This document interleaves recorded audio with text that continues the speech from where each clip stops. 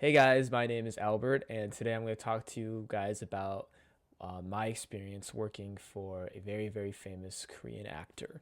So, to give you guys a little bit of background information, I grew up in the States, but I went over to Korea when I was in my sophomore year of college to work in the entertainment industry, and I've basically been going back and forth ever since for about 8 years, doing a variety of jobs in the industry, including teaching English to K-pop idols and actors, appearing on radio as a reporter to discuss pop culture issues, and also appearing in a few documentaries too.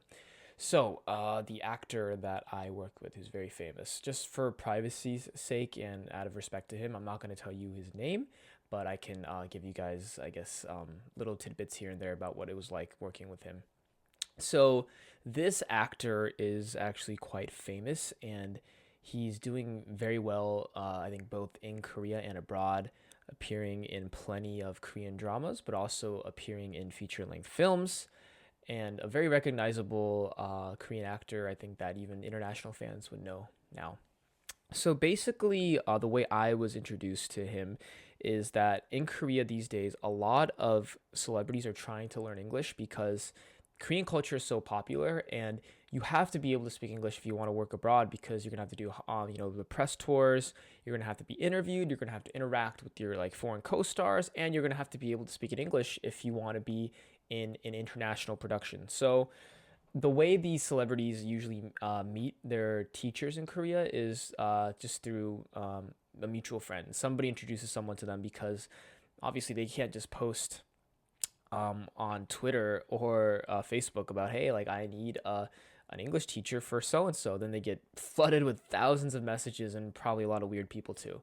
So the way I met this actor was one of my friends who's an established director in Korea, had shot a project with this person and got close to him. And he told me one day after a few years, he's like, hey, by the way, this guy wants to learn English and I figured you would be a good fit. Why don't you go meet him at his company, talk to him, get to know him, and see if it's a good fit. We met up at his agency, which is very nice and shiny office building, and we just talked, and it turned out to be a good fit, and we just started our classes. And I will say it was a bit surreal meeting and talking to this person for the first time, just because it's someone I've seen on TV before a lot. But after a few like times meeting them, it became clear, oh, they're just a normal person like you and me. It's just a guy who's very, very famous and very, very rich. And I'm very lucky because I think I had a great experience. He was very down to earth, incredibly kind. Took his time to study the material that I prepared, and just was a good overall person. I remember one story that I have is one time we had an English lesson at his house. And let me tell you something. The house was like, well, the apartment was in a gated community. The floor, the tile of the apartment was like pristine, shining white, and then in the living room you had a huge window with a view of the Han River, which is the main river that cuts across the capital city of Seoul. It was literally like being in a K drama, and never been in a house like that again. And it just kind of showed you that, yeah, even though he is a normal person, financially speaking, they do live in a different world. And I guess it kind of humbles you in a way and makes you want to make a lot of money like that person just to be able to live in a house like that.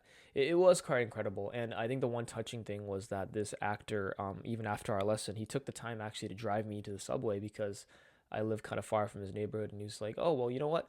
Why don't I just give you a ride in my car to the subway so that way it's still easier for you to get home? And that was a really touching gesture that I'll always remember. And I think it's really cool for a star of that level to do because some stars would not be bothered to do any of that stuff.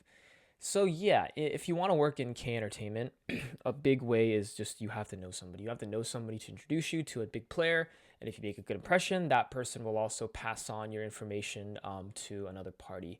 I remember, I think a few years later, I did get a call from another agency asking me to be an English teacher for a very popular, famous idol group.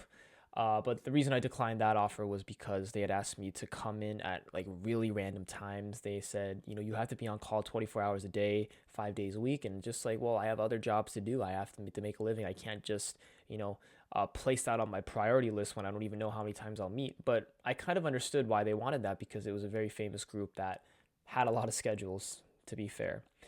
And yeah, I've also had in my own experience working with K-pop idols. None of the idols that I work with directly are in that EXO, BTS, Red Velvet bracket, but I would say they were mid-tier, pretty popular idols who are doing well in Korea.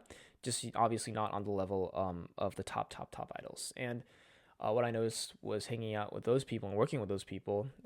I mainly work with them in radio actually, and what I noticed was that they were a lot of them were worried about their careers. I think because as you approach 30 as an idol, it's like, okay, I've done this for a while now, but how can I continue to feed myself when maybe my fans grow up and when the idol days are over, essentially.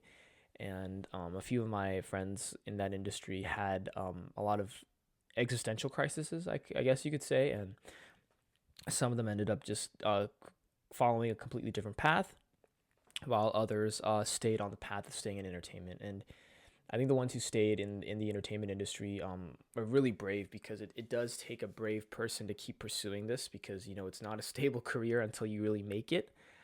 And I think that's why you should definitely respect the idols who grind it out for years and years and find success, because they've really been through some stuff before they were able to get to the top. And the same goes for a lot of actors as well.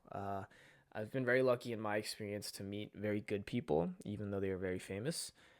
It's not always the case. I've heard some other horror stories from other colleagues in the industry who've worked with some figures that maybe weren't as nice in person, or maybe not as professional. But that's the industry. You're gonna have a whole set of people, and some of them aren't gonna be as good. And in Korea, there's not really a fixed set of rules that you have to follow, especially in the entertainment industry. So sometimes you can view it as kind of like the wild, wild west.